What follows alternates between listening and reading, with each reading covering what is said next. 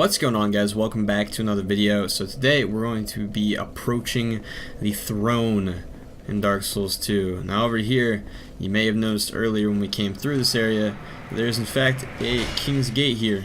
So since we have the King's Ring, we can open it up. Now this is actually going to be where the final boss of the game, or the final boss fight, takes place. However, we need one last item before we can actually face the final boss. However, if you do things in a certain order, you're going to end up having 2 to 3 boss fights in a row, back to back to back, uninterrupted, unless you homeward bone out. So, to make things easier, what we're going to do is take on this first boss right now before we're even eligible to do the other things. So, here we are, the Throne of Want.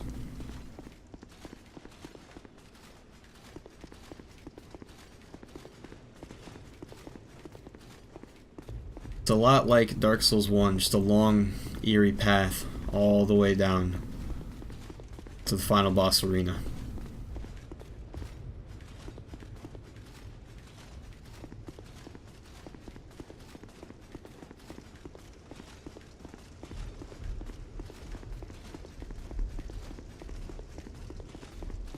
As you can see, there are a couple of summons.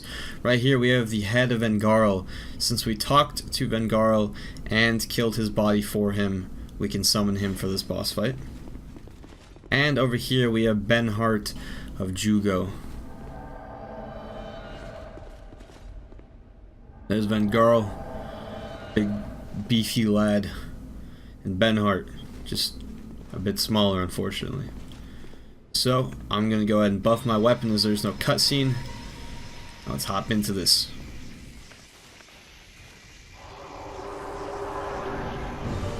Throne Watcher and Defender couldn't help themselves. There's always got to be a boss fight with 2 bosses, right? Always. So, I recommend taking out the Watcher first, as they're a bit squishier, easier to take out quickly, and also more mobile. So they can, they're just gonna prove to be more frustrating to deal with as the fight goes on. They can close the distance between you and them a lot faster.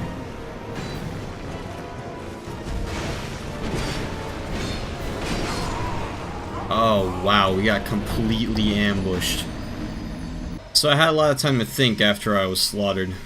And I think that the new strat for this boss fight is to not try to attack them until the aggro for at least one of them gets off of you. Because right now, and with the last attempt, they both just really wanted to kill me. So if you're doing this solo, the method is the same as with any dual boss fight. And that is to, there we go, the defender's off of us. That is to keep both of them in front of you, eyes on them at all times. So instead of just going for the Watcher, we're actually going to just go for whichever one is aggroed to us, which is now the Watcher again. That was just rude what you just did to me.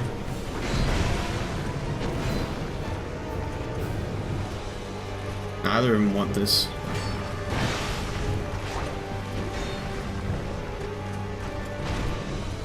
Alright, make sure we can see them both. There we go. Now it seems that they're both aggroed on me again, so we're not going to try to get them damage.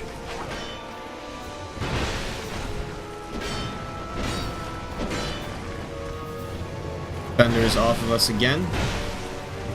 The Watcher's not paying attention. I'm gonna back up a little bit, hit them with some ranged attacks.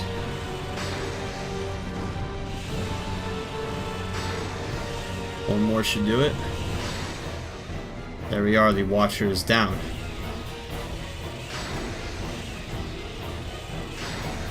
Now the thing is that the other one can actually go revive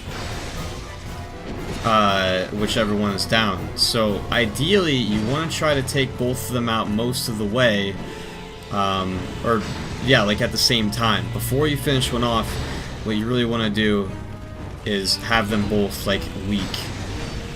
However, since there's 3 of us and I'm fairly confident in my damage output, this is going to work out. There we go. And the other one dies. As you saw, they're just kneeling down, which meant that they could be revived. and you get both of their souls. Now, since that was really, really short, I am going to do some other things in this episode. Since both of their souls were dropped, that means that you can actually get both of their weapons. You can also get both of their shields. And actually, I don't know if you can get both their shields. That's realist. I know you can get the Watcher shield. We'll figure it out. We're gonna go check. But I want to show off something that I haven't shown off in this playthrough yet. So I'm gonna meet you guys back at Majula. So now that we're back in Majula, you are going to want some souls for this. Quite a few of them. Over in this hut, there is an NPC named Armorer Maulin. As you can see, he's sitting on the floor, and he's quite nervous. He basically came from somewhere far away to sell armor. So if we spend a certain amount of souls with him, his inventory is going to change. What you need to do, and this is what he has initially, right? He's got, for shields, he's got the Iron Parma, Silver Eagle Kite Shield, and the Twin Dragon Great Shield. And he's got the standard and hard leather armor set, the infantry armor set, and the falconer armor set. Now, if we spend 1,000 souls with him, so I can just take that, worth 1,000 souls, and then we rest at a bonfire, come back and he will be sitting up in a chair now, and he's a bit more confident. Glad to see us. He's oh, I skipped his dialogue. He's restocked his shop, so he still has the same amount of shields, but look at all the stuff he has now. So all he actually will add is the Elite Knight set and the Royal Soldier set. Now, he also adds this stuff, provided you've defeated the correct boss. So probably the first one you get is the Lost Sinner set, or the Penal set, which none of it does, actually I'm wrong. The mask raises equipment load, I forgot about that. The handcuffs, however, raise power of pyromancy, so pyromancers probably pick those up. I don't remember exactly what the value is for that, as far as like by how much it raises the power of pyromancies. Now he's got the Smelter Demon armor set once you've defeated Smelter, and the Looking Glass armor set.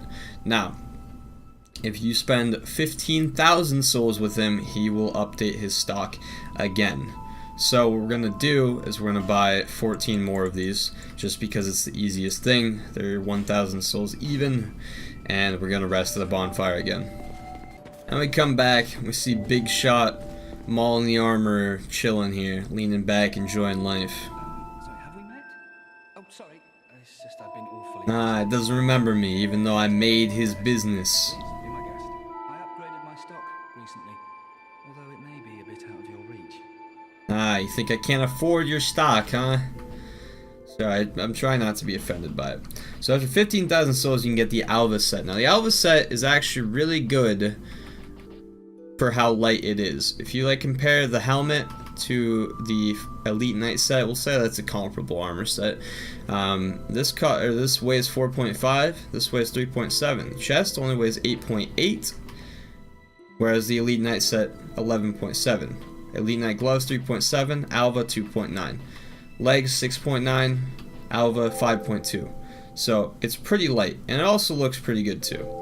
Now if we scroll down further, with this new stock, he also has Velstat's armor set and the Throne Defender armor set, as well as the Throne Watcher armor set.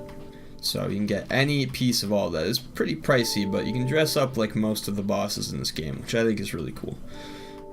Now, as far as the shields, you will need to go to someone else for that. You'll have to trade in the soul. So what we're going to do is travel to Brightstone Cove. So once we're here, I believe we're going to get ambushed by a whole bunch of spiders. Yeah, they're going to drop down no matter what we do.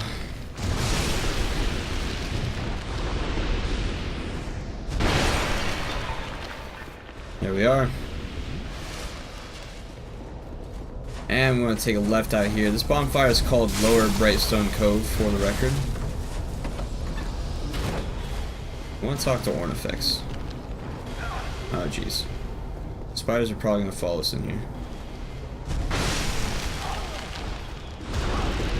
Oh, one survived. Oh my goodness, there's so many.